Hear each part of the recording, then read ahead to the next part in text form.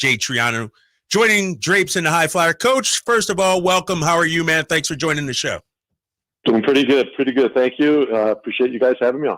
Coach, obviously a tough loss the other night against the Clippers after an emotional win against the Warriors. What was the theme at practice today? You guys had yesterday off. When you brought everybody back, what was the theme today? Well, just getting back to changing sides of the floor. We thought we got a little stagnant offensively in the first half against the Clippers, and wanted to move the ball a little bit more side to side, make defenses work a little bit instead of taking shots on the first side. And we think that'll help the defense. We took some shots that kind of led to transition, and that puts our defense in a hole. So offensively, that was the thing. And then defensively, just having more of a presence. They're a tough team to match up with, but we just seemed like a step slow the whole game. And that's the second time we've had a back-to-back and that we've been a step slow on that second night. So there's no way you can think about conceding, 15 games, because if that's how many back-to-backs you have. So it's something we wanted to address today and make sure that, we take care of business next time we have a back-to-back. You know what, Coach? You know what, Coach? High Flyer here. First of all, just want to let you know that I already sent Mike Brown a blank check because I'm buying what you guys are selling. I love what you guys are doing. I've been here 16 years on the broadcast, and the way you guys have changed the culture in 1 year. And what I really want you to talk about is how Mike Brown really holds the guys accountable in saying that they're a good team, but it takes a lot to make that next step to be great. Yeah, no, that's been the focus all year. Not to be satisfied on what the type of year that we had last year, to continue to build. And, Mike doesn't just hold the players accountable. He holds us accountable as coaches as well. And I think it transcends through the whole organization. Everybody feels accountable.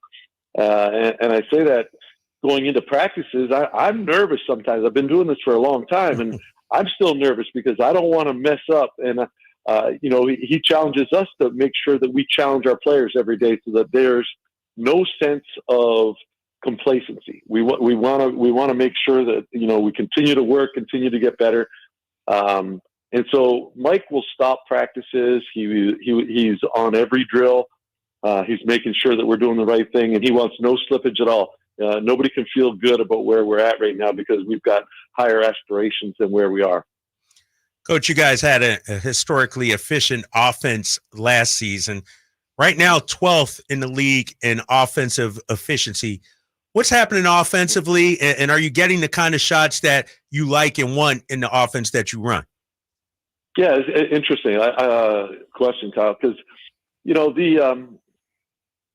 our shot profile. They look at everything now.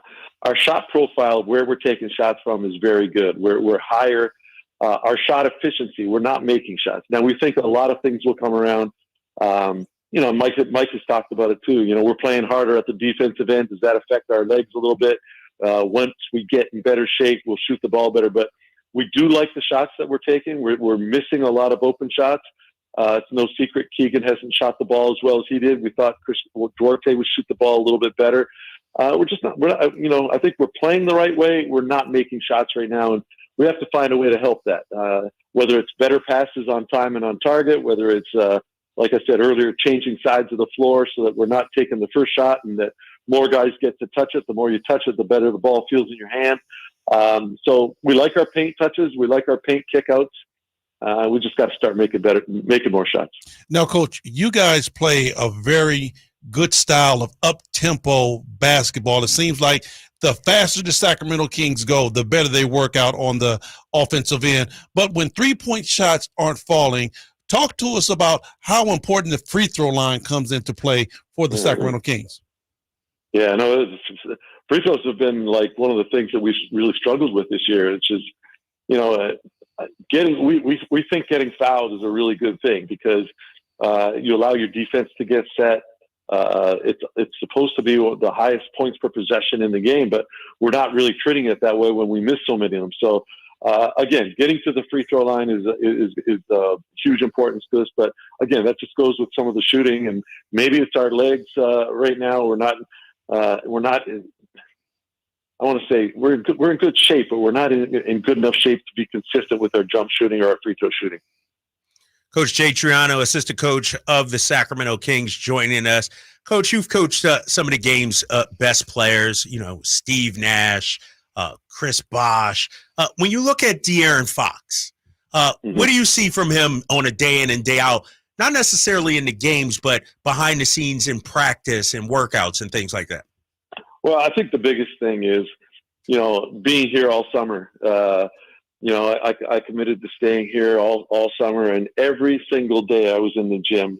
De'Aaron Fox was in the gym, and he made Keegan Murray do it. So I saw a couple things. Number one, incredible work ethic. He was in every day working on, simple things to more complex things, but he's always working on his game. The biggest thing, though, I thought was the leadership in making young, Keegan come in and go through it all with him to kind of show a young player what it takes.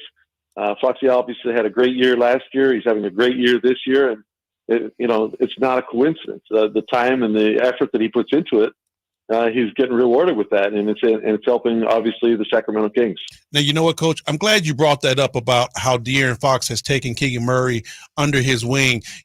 Right about now, you guys are really electing to use Keegan Murray pretty much on the premier scorer on the other team, and he's been doing a real good job at that. And I'm telling a lot of people that Keegan Murray played one-on-one with De'Aaron Fox all summer. Oh, yeah. If you can guard D Fox, you can slide with the best of them. That is so true. That is so true. And they did. They finished their workout sessions in the summertime by playing one-on-one, and it was competitive and it was heated and it was good. And I think to that point, it did. It really helped. It really helped Keegan because he's been on tough guys to start. And we're hopefully getting him back now too. Will just create a lot of continuity for our offense too. Because the one thing we didn't have last year was a lot of games missed by starters, and we have had that so far this year. Not that our starters' numbers are down. I think when our unit is together, offensively and defensively, we're rating extremely well. But we just need them together more often. You're right, Coach. De'Aaron Fox missed 5. Keegan has missed 4. I know he practiced today. He's listed as questionable. We'll see if he plays tomorrow. You got the Denver Nuggets tomorrow. When you look at them, can you just speak to the challenges and the preparation needed to face the defending champs? Well, they're the number 2 offense in the NBA right now. So that's number one concern. How do we stop Jokic? Jamal Murray's back in the lineup, or at least was the other night. We'll watch them again tonight and see if we can find something. But again, as much as we'd like to, plan and strategize for teams, one of the things that has helped us is that we have our own style, and we don't want to go away from things to try to, pick on something or whatever. Obviously we'll do that late in the game or after timeouts. We'll try to take advantage of things, but we want to play fast. We want to change sides of the floor. We want to continue to share the basketball. I think we're number 1 in the NBA in passes made. Just everybody who touches it feels part of the team, feels part of the unit, and we want to play that way. So we want to change sides of the floor, keep passing the basketball, and then get in the rhythm where we start making some shots. You know what, Coach? On the defensive side, you got the big fella Jokic down there. You got Michael Porter Jr. Their length is definitely something that they work with very well. Can you tell us how you guys are going to combat that? Well, I think speed. We have to use our speed. I think the number one thing going in is play fast, get up and down the court before they can get their defense set, before they can get the matchups that they want. Jokic probably doesn't want to play as fast as we want to play, so we'll try to use that to our advantage. They've got the recipe. I mean, they're the defending champions for a reason. And you mentioned it. They've got length at different positions. Aaron Gordon is a defender. He will guard tough players, and Caldwell Pope will guard players, and they've got enough offense with Jokic handling the ball. So, again, I think the biggest thing for us is going to be speed. If we can get downhill, change sides of the floor, make Jokic really, really work at the defensive end, like playing on different sides. And if we can do that, hopefully it fatigues him. He's not as effective offensively. Coach Jay Triano joining us here on the Drive, Guys, Drapes, and High Flyer. Coach, we're about 20% through the season so far. And I maintain with the injuries and everything, we still haven't seen the best of Sacramento, best of the Kings yet. Would you echo that? And how would you assess where the team is 20% in? Yeah, I would echo that. I think our defense is getting better. It's better than it was a year ago. Our offense is obviously not at the same pace right now. I think a lot of that has to do with the continuity, and our shooting hasn't been great. So I would say I think our record after 17 games last year was exactly the same as it is right now. Yeah. I just don't feel like we're playing as well as we did a year ago. So I think that's a good sign. I think once we start playing better and we start moving, building some continuity with the different lineups and everything, we'll be in a real good spot. Now, Coach, you said speed is going to be a factor for the Sacramento Kings. I know last year when we first started off, Sabonis would get in a lot of foul trouble with the big fellas trying to guard them down there, and you guys would elect to go with Trey Lyles at the 5. Is that one of the most potent 5 that you guys have as far as scoring? As far as scoring, and, I think the one thing that we like when we go to the second unit is that if we feel like we can beat with pick and rolls and lob plays, we got JaVale, because he and Malik have kind of got a nice little connection going there. If we want to drag a big away from the basket, then we'll play Lyles and we'll pick and pop a little bit more. When we do that, it takes a big away from his drop coverage. It makes him play further away from the basket, and that opens up driving lanes for everybody else. So I think I like the fact that we have some flexibility at the back of 5 now that Trey is healthy and back in the lineup and in rotation. So I just think it gives us a little bit more versatility at the offensive end.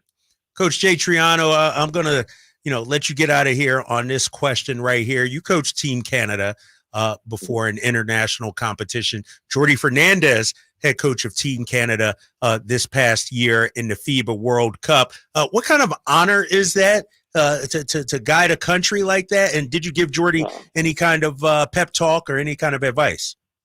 Yeah, no, it's unbelievable. I always say one of these things, in the NBA, this is a profession. When you do it in the summertime and nobody's getting paid, it's a passion, and you do it for the passion for your country or your passion for the game. And I did talk to Jordy quite a bit. He kept me informed about everything. Should I do this? I kept saying yes, yes, yes. The Canadian kids are great kids, and they'll work hard for you. It'll be a memorable summer. And then Jordy did such a great job with that team. And I was texting him and watching games in the middle of the night all summer, and staying in touch and giving him my opinion on different things. And he just did an outstanding job, and it put Canada in a great position where not only did they win a medal, but they qualified for the Olympics next year. And that's always been the goal for Canada, get into the Olympic Games. Yeah, Team Canada, don't sleep on them. They got some talent up there. They got some boys over there. Oh, my gosh, they got some players. Coach, we appreciate you jumping on with us, my friend, and we will see you tomorrow at the arena. I look forward to it. Thank you, guys. All right, Coach Jay Triano right there joining Drapes in the High Flyer here on The Drive, guys, 916-339-1140.